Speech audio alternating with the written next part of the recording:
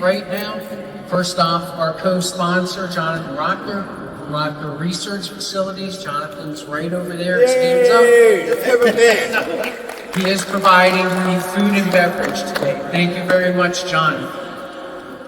We also have with us someone who I really can't express my gratitude enough. Dara Brown and her crew, Sherry and Adrian. In many years of doing this kind of work, I just want to say Dara is absolutely the most incredible volunteer I've ever had the experience of working with. She's exceptional. Is Dara even in here? No. Okay. See, she's out there handling something as I speak right now. But if everyone can give Dara, Sherry, and Adrian a big hand, those folks who do registration. If anyone needs anything, go ahead and tell those folks about that. And finally, also, the participants here. I just want to say it has been my honor and my privilege to be connected with you and to meet you and talk to you, get to know you a little bit. All right? We are here today to do what we are doing for you. This is so important. These folks at the Administration for Children and Families, they are doing incredible work at a very high level, but they need to be informed, get the information, and be connected to the people who are out there that they're trying to serve.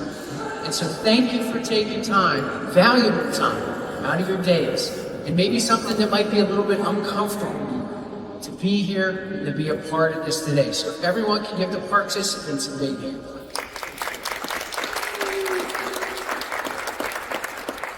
Thank you very much. Okay, so the first person I'd like to introduce is Mark Lynch. The Dad's Resource Center was established co-founded by Mark and Dr. Joel Myers. I've talked to hundreds of fathers who are struggling to be in the lives of their children. And there's a lot of senselessness, futility involved with them. And nearly every one of them say, I want to do something to make a difference so that other people don't have to go through this. I want to do something to give meaning to what I'm going through. Well, Joel and Mark, they stepped up and they really have done something about it by creating the Dad's Resource Center. So if you could give Mark a hand. I'll be brief because the point of listening session is not listening to me. Straight. Thanks everyone for coming. Thank you, Representative Flick, Esther Sawyer, and Walliser from Administration for Children and Family, Dr. Lynch. Yeah. Statistics are bad enough. There's in there at the individual level. I have 2 kids who are now 25 and 23. They're out of this process, but they're surface. And frankly, to be honest, I think their chances of having a successful marriage are pretty low. And that means the next generation can go through the same thing. And we got to break this in. So thank you. Back to you.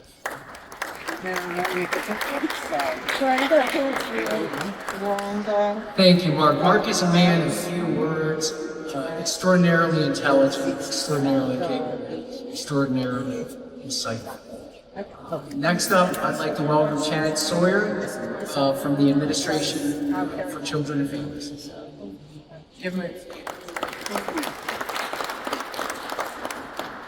Good morning, everybody. Thank you for being here, and welcome to our second listening session with fathers and families living in rural Pennsylvania and surrounding communities. The first one was in Pittsburgh. So my name again is Chad Sawyer, and I'm the Regional Administrator for the Administration for Children and Families, Office of Regional Operations, Region 3 headquartered, Philadelphia. ACF promotes the economic and social well-being of families, children, youth, individuals, and communities with funding, strategic partnerships, guidance, training, and technical assistance. ACF has over 60 programs, including child care, child support, and child welfare. In Region 3, ORO works with Delaware, DC, Maryland, Pennsylvania, West Virginia, and Virginia's 7 federally recognized tribes. We maintain state and tribal relationships, build partnerships, and help ACF to know more about the communities that receive our service, like Jeff mentioned before. So that's why we're here today, to listen to you fathers, mothers, and providers.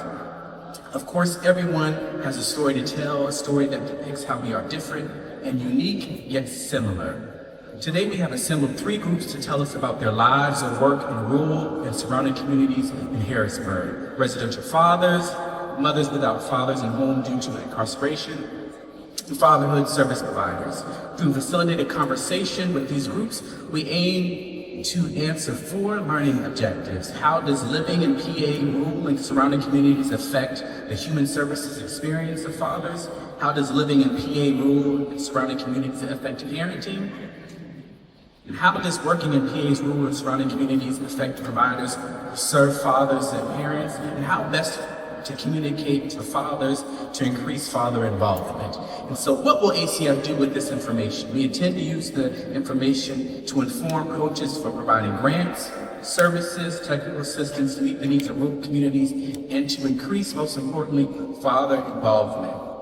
So we hope to publish the findings on our website, and maybe we can come back and do a webinar for you all folks who attended, participated in providing information, so you know what you heard, not only from other folks today and also from Pittsburgh folks, because it was a very emotional session with fathers and with mothers. It was both anger, frustration, tears, hope, just a lot of struggles to get connected with kids, particularly if they were taken from the Child Welfare Agency, and then dealing with staff, whether it was government staff, local nonprofit staff, just a lot of frustration in dealing with those and trying to keep that identity of parenthood and that authority, power that you have as a parent over your child and over your children's well-being. So thank you again, as Jeff mentioned, to the parents. We appreciate you so greatly for taking time, as well as the providers, out of your busy schedule to speak with us. Your presence and input are very appreciated. Thank you to Dad's Resource Center and the Strong Families Commission and its impressive network of organizations for partnering with us, recruiting participants, and providing building space, exceptional leadership and hospitality to help us conduct these listening sessions. We will acknowledge individuals more later during lunch, and so we again sincerely appreciate your assistance, and then I'll now pass it back to Jeff. Thank you. Thank you.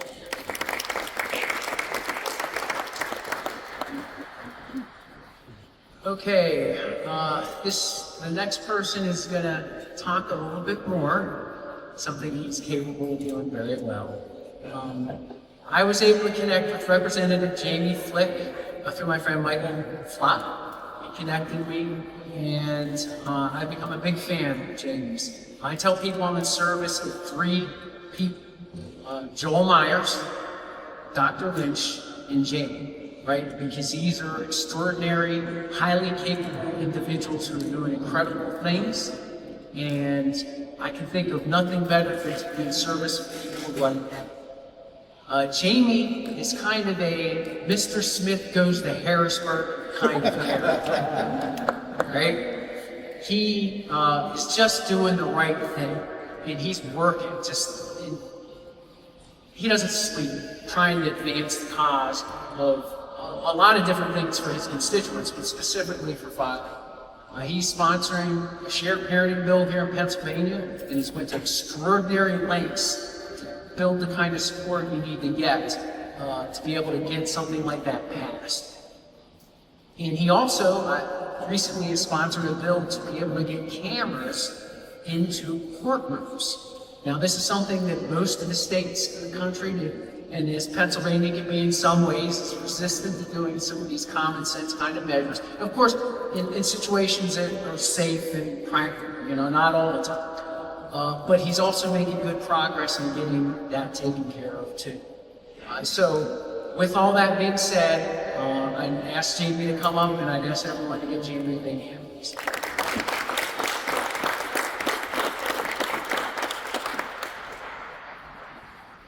Thank you, Jeff, and thank you all for being here. Thank you, Mark, as well. And thank you for getting me out of budget talks today. It's brutal. So I don't even know where to begin. I really don't. I will just briefly tell you my background. State reps run for office for all sorts of reasons. Many of them, there's 203 of them, are attorneys, right? So that's sort of their job. Many of them, when they were 10 years old, wanted to go into political science. They went to college for political science, and they became a councilman, then a mayor. They worked themselves up. All sorts of reasons when you look at the bios. I have 0 political background. Dairy farmer for half my life, and then a computer programmer. until and I was decent at farming, decent at programming, but phenomenal at being a dad. So 4 kids, and in utter shock what I went through when my wife and I separated.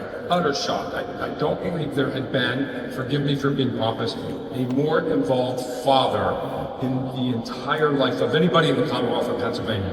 So when day one, the judge said to me, yeah, Mr. Flick, every other weekend, have a good day, I was in shock. So much shock that I then fought for the next 3 years, spent hundreds of thousands of dollars to get 50-50 custody of my children. So I know what a lot of you in here have gone through, and you run out of resources to the point where it gave me severe strokes. This was 3.5 years ago. It took me 6 months to, and I mumble now, but it took me 6 months to recover. And after that, I thought, I'm going to my state rep. So 3 years ago, I went to my state rep, and he sort of gave me the cold shoulder. Yep, dads are sort of second-class citizens. So I said, I'm going to run against you, Jeff. I'm going to run against you. So I ran 2 years ago, won by 85 votes, and here I am today. So you can do it. You got to stick with it. So the only reason, again, that I ran for office is for my kids and for your kids. And we all know you would die for your kids. Each and every one of you in here, man, woman, whatever the case may be. And then I hit running for office, and then still fighting through the courts. So in the few years that I went through, being told session after session after session in court, you are not a good dad, not good enough to have 50-50. The same court, Lycoming County Court of Common Pleas, swore me in as a court-appointed special advocate, right, which I'd already been. So I'm now in court helping 14 different foster kids, not good enough to have your kids.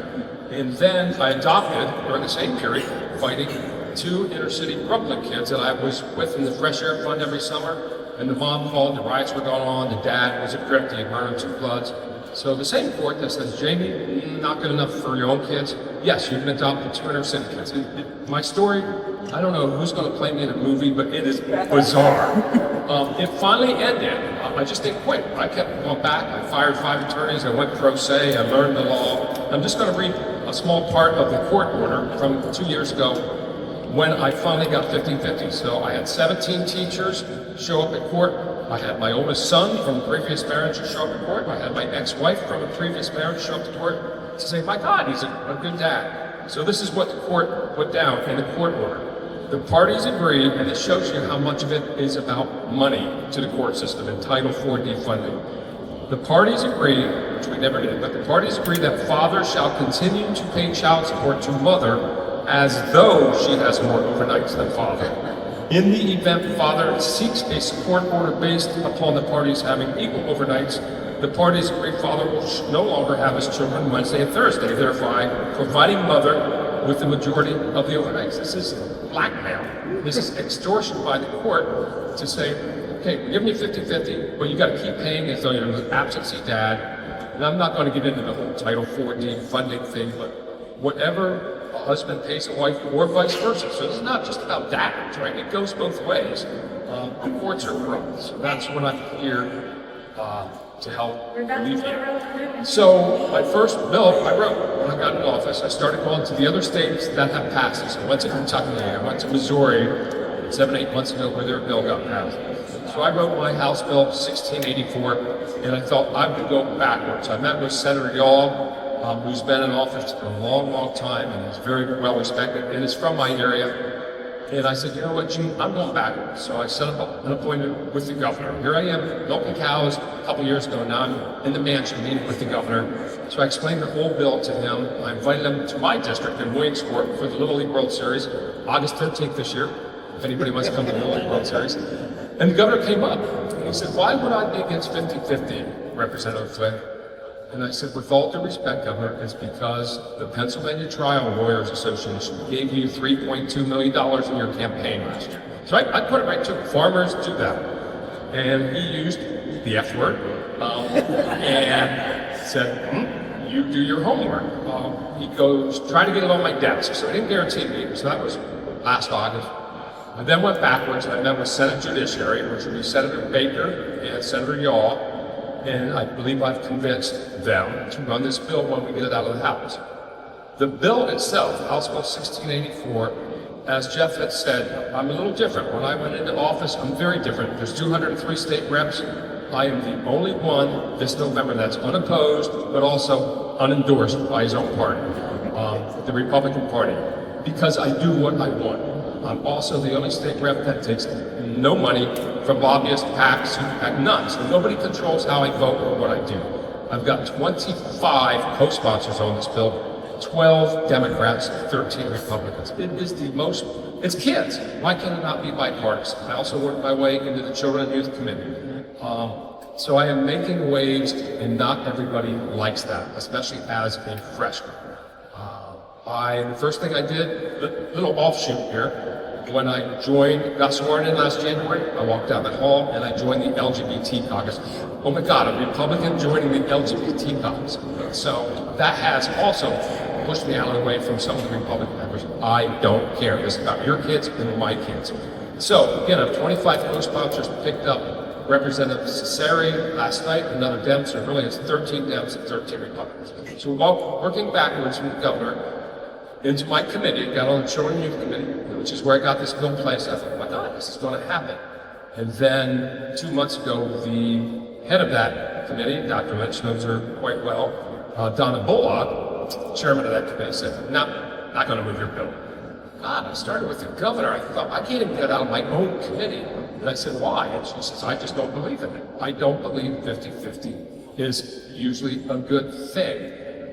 The great news is 72 hours ago, Donna Bullock decided she's going to quit this job and take a job. So we're now going to have a new, and I'm not bashing her. She's a very hard-working woman, extremely hard. I have a ton of respect for her. What I have to learn to do is listen to her, right? Why doesn't she like the bill? Just have that conversation. And what can dads do? And that's one reason we're here today, right? What can dads do to improve our chances moving forward and to love our kids? I could talk, but most of it for the next 100 hours would be me complaining about my life. I'm still in court. My kids are in their 20s now. So it just doesn't end. We have to stand together, men and women, but most of all for the kids. So I'm going to stick around and answer any questions whatsoever, but I would love your support. There was a bill that ran through Judiciary 2 days ago, HB, I believe it was 1980. Does anybody know about the custody factors? When you go to court, there's 16 custody factors. So the new bill that just passed in committee 2 days ago now reduces it to 12, which streamlines it. It's actually better for the kids. It's easier for the judges. So my bill, in a nutshell, 1684, is a presumptive 50-50. It doesn't mean dad's going to be 50. It's just the starting line is 50-50. And if dad's a deadbeat, dad's not going to get it. Mom's a deadbeat, mom's not going to get it. The starting line needs to be 50-50 to make it fair. And then there has to be clear and concise evidence in writing by the judge of why one of the two parents does not get 50-50. That's all it does. I mean, it's a lengthy bill, but it's just saying starting point, 50-50. Weigh these factors, there's now going to be 12 of them, and if the other side, if both parents are fit, line 1 says 2 fit parents. Listen, if dad's a crackhead, he's not a fit parent, he's not going to get 50-50 until he might improve himself. So we give measures and means to improve themselves. So with that, I'm going to stick around. HB 1684, Google it and read it, and if you have improvements on it. But we are gaining momentum. Again, I just flew, like I said, in Missouri where it passed. Hopefully we become the 6th state. All right? Thank you very much for having me. And thank you, Jamie. When I asked Jamie if he would do this, he responded back in a second. No surprise, budget. There's much more painful, improving things going on right now you can do than hanging out here with us this morning. So thank you very much. So right now, I think that's all we have for speakers or anything at this point. The father session will begin at 9:30. So if everyone just relaxes a little bit, Tom, connect, and just enjoy your time with each other. We'll get things kicked off at 9:30. So thank you very much. Hi everybody, this is State Representative Jamie Flick from the Lycoming County and Union County District. I'm here in Harrisburg today, and I'm meeting with the Dad's Resource Center. This is a phenomenal organization that I've been involved with for quite some time, and their simple goal is to help children through equitable and shared parenting. So on the legislative end, I've introduced House Bill 1684, and that bill is sort of making the default of parenting 50-50. It's a presumptive, it's also rebuttable by the court. So the judge still has the final say. We're also working with Representative Hambidge to take the 16 factors and knock them down to 12 factors in determination of custody. So we're plodding through this. It's not an easy task, but we're really, really excited again to be here with Dad's Resource Center. And again, their goal is to help kids, and shouldn't that be the goal of each of us? Thank you. My name is Stephen Kurtz. I'm 35 years old, and I'm from Williamsport, Pennsylvania. I have one son, a 6-year-old son, and I'm here today for this due to an invitation and part of the I Can Dad program and some other mentorship and things like that in my life.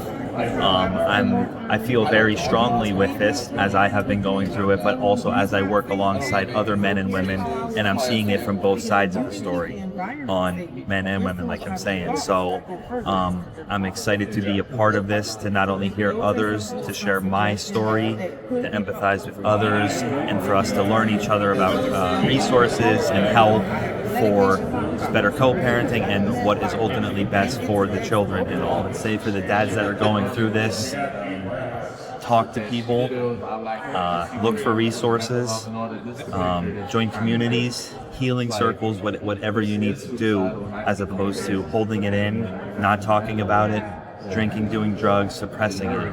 There's lots of men out there that are healing, and there's so many different modalities out there, natural, holistic, meditation, breathwork, Reiki, whatever it may be, to help us with wellness and our emotions, to help be better parents. So I'm Casey Wiestock. I am on the board of directors for the Dad's Resource Center, and today we are in Harrisburg talking with along with the Administration of Children and Families, and we're discussing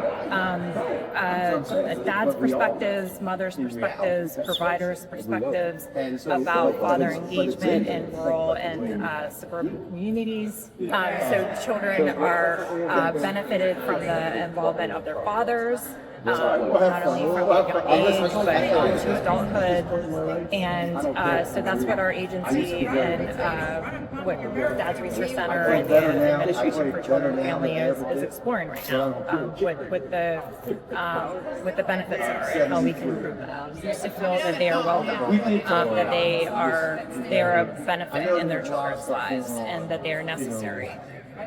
My name's Tyler Stoner. I'm here as a father that has gone through a separation, and the system as far as divorce court and everything. Dad's Resource Center has helped a lot with providing connection between the different fathers, and it's just a learning and growing experience, and it helps to guide us to communication and awareness of things, and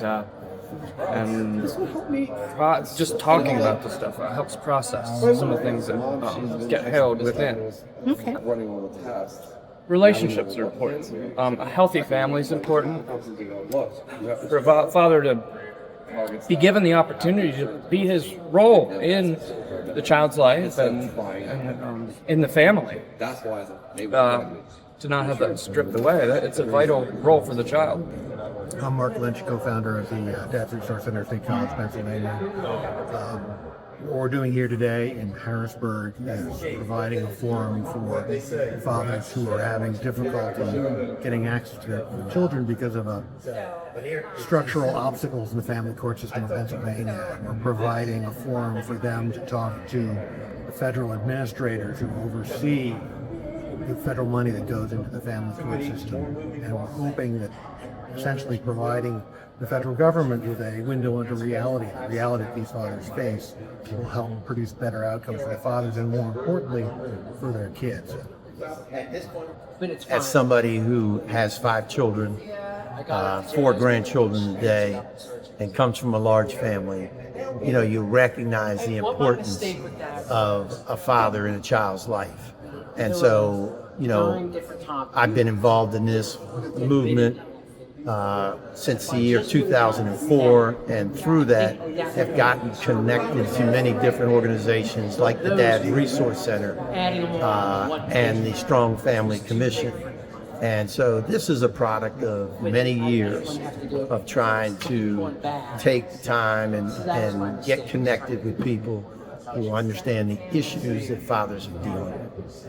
And so this is an opportunity that we came across through Dr. Lynch and through Jeff to basically put together something where we can allow fathers to come out and speak and get their voices heard on what are their issues and what are their concerns, and how can they be a part of helping the system change.